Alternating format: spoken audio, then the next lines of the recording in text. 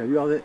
Salut Yves. Bon, on s'est refait une séquence, ça fait un moment qu'on ne s'est pas vu en fait, hein, parce qu'il y a eu une petite période, une petite parenthèse. Bah ouais, on se retrouve pour les épreuves combinées à nouveau. C'est ça. Et alors, il n'y a pas que les épreuves combinées. Alors là, en fait, où on est à Istres, on profite du stage demi-fond de Laurence Vivier pour se voir, pour faire une petite séquence et pour expliquer un petit peu, expliquer et informer à tous nos licenciés un peu le programme qu'il va avoir. Parce que moi, quand je regarde les calendriers, ça va être chargé. Et j'ai regardé, je me suis dit, bah, tiens, Hervé, il a deux dates assez proches. Il y a le match Interligue. C'est ça. Le 30 janvier, je crois, et les épreuves combinées sur Miramas le 8 et le 9 janvier. 8 et 9 janvier, c'est ça, régionaux, les régionaux épreuves combinées, et puis qui seront qualificatifs ensuite pour les championnats de France d'épreuves combinées. Alors, les championnats de France, ils vont avoir lieu où et quand? Alors c'est le 12 et 13 février et c'est à Rennes en Bretagne. Ah ouais, c'est rapide. Ça va les faire voyager un petit peu. C'est toujours, ouais, ça fait toujours voyager les épreuves combat. C'est ça.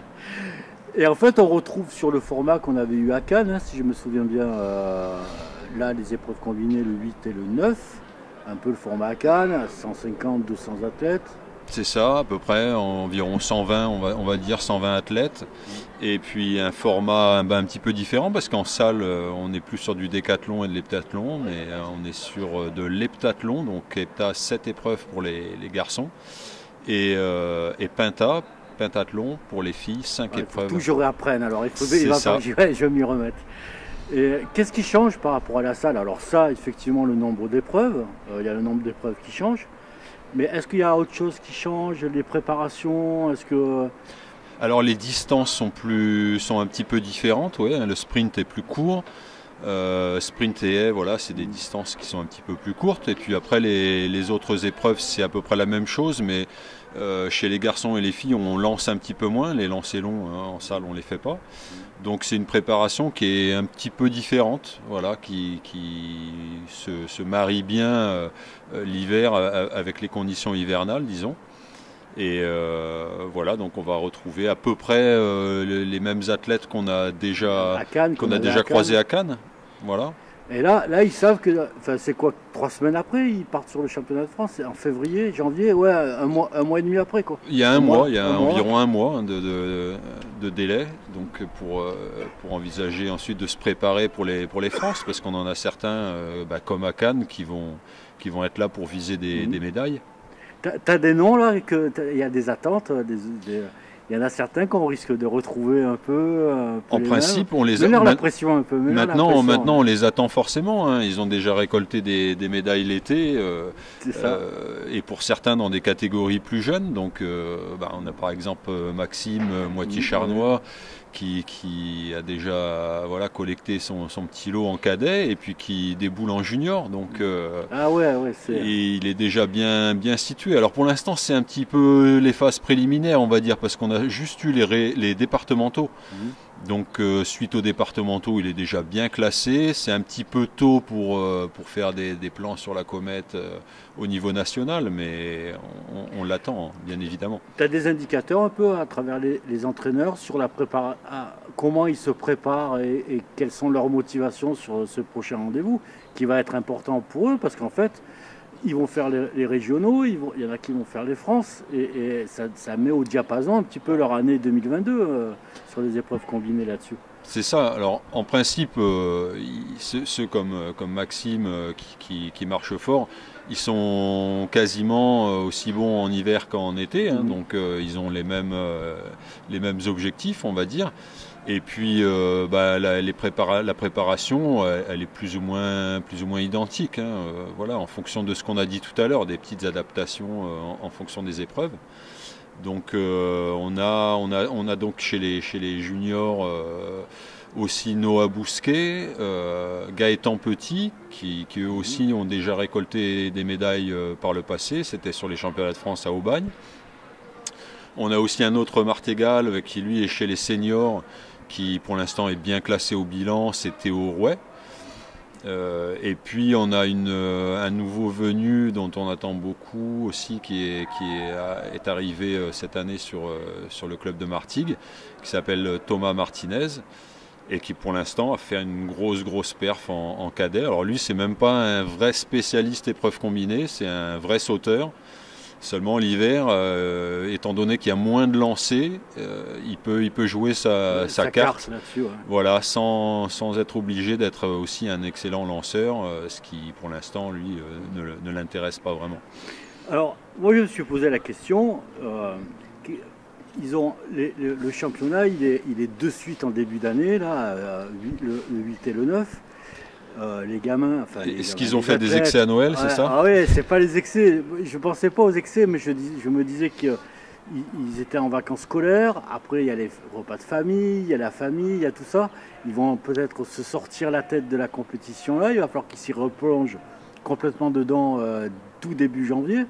Les clubs, je pense qu'il y en a qui doivent fermer pendant Noël. Comment ça se passe? Qu'est-ce que toi tu leur préconises en préparation comme ça?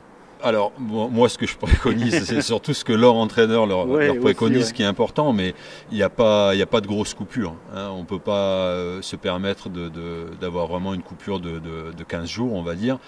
Mais là, ils sortent d'une période déjà du mois de décembre où ils ont enchaîné quelques compétitions, et puis ils vont profiter de ces vacances, déjà pour se reposer, à mon avis, on va dire quelques jours, voire une petite semaine.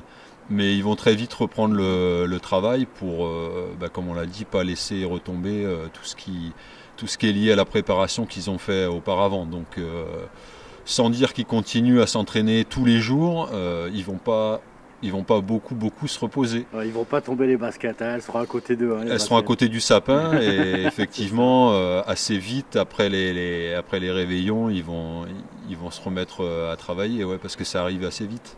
Bon, on va leur donner rendez-vous, ce beau rendez-vous, le 8 et le 9. Et tu nous dis un petit mot sur ce match Interligue. Explique-moi ce que c'est, parce que je ne sais pas du tout ce que c'est, moi, ce match Interligue. Alors, c'est un match qu'on dit, donc un match Interligue U20, donc ça concerne les moins de 20 ans. Donc, c'est les cadets et les juniors. C'est 2 athlètes par épreuve. Alors, on va mélanger un petit peu les performances des cadets et des juniors pour en ressortir les meilleurs. Et cette sélection, elle va leur permettre, donc c'est le 30 janvier, et c'est une excellente date parce qu'on est à 3 semaines en fait des championnats de France jeunes.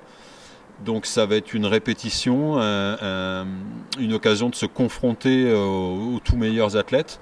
On va rencontrer des ligues comme donc la Ligue Aura, la Ligue Nouvelle-Aquitaine, l'Occitanie.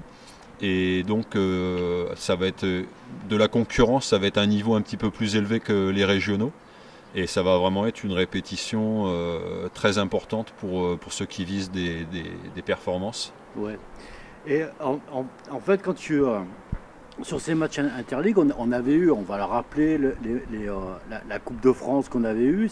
C'est une autre configuration, c'est une autre modalité pour compter les points, pour sélectionner. C'est un autre public également, c'est autre chose les deux. Hein. C'est ça, là on parlait de l'interligue minime du mois de juillet. C'est ça. Et là, donc, on est sur les catégories au-dessus, cadets juniors. Et c'est vraiment des matchs qui sont mis en place justement pour ça, hein, pour élever un petit peu la préparation, pour amener un petit peu de confrontation supplémentaire au niveau juste régional. Les athlètes, s'ils se retrouvent d'un coup au niveau national, sans avoir été confrontés avant, c'est un petit peu difficile. Donc là, c'est vraiment On parle des modalités de sélection, ça va être mûri, la Ligue va sélectionner des athlètes pour les envoyer sur les matchs interligues. Comment ça se passe les sélections c'est quoi les critères?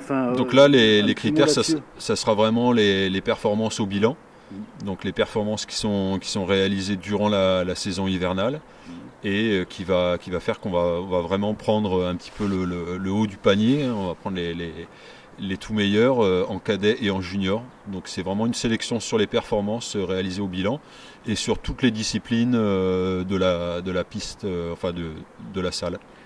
La compétition à venir pour les U20 justement, qui va compter dans la sélection, quelles sont-elles? Alors c'est les pré-régionaux, c'est notre premier tour en fait régional qui précède les championnats régionaux eux-mêmes. Et suite à ce tour qualificatif, on va regarder les bilans et puis on va aller chercher un bon entendeur, les athlètes, c'est le rendez-vous pour ceux qui sont limites de performer et peut être qualifié derrière. C'est ça, ça va déjà être une première étape décisive avant les régionaux. C'est une étape qualificative donc très importante. Là aussi on sera là pour venir vous voir. Merci Hervé. Autre chose à rajouter? C'est tout, c'est à peu près tout pour l'instant. Ça marche, merci beaucoup Hervé, merci à bientôt. Yves.